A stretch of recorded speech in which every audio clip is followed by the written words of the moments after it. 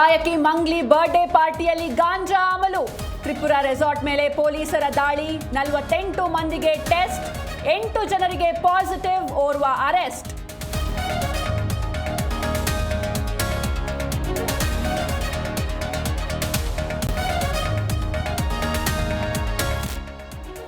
ಇಡಿ raid ವಿರುದ್ಧ ಕಾಂಗ್ರೆಸ್ ನೆಗಿ.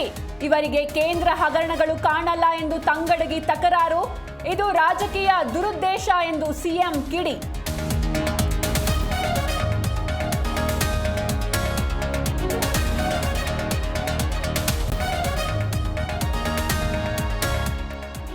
ಮದುವೆ ಮನೆಯಲ್ಲಿ ಒಂದಾದ ಬಿಎಸ್ವೈ ಈಶ್ವರಪ್ಪ. ಸಂಸದ ರಾಘವೇಂದ್ರ ಮಗನ ಆರತಕ್ಷತೆಯಲ್ಲಿ ಭಾಗಿ. ವಿಜಯೇಂದ್ರ ಬೆನ್ನು ತಟ್ಟಿ ಮಾತಾಡಿಸಿದ ಈಶ್ವರಪ್ಪ.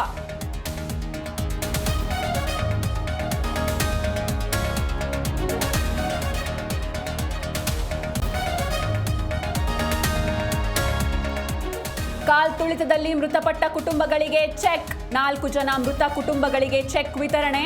ಮನೆಗೆ ತೆರಳಿ ಚೆಕ್ ವಿತರಣೆ ಮಾಡಿದ ಜಿಲ್ಲಾಧಿಕಾರಿ.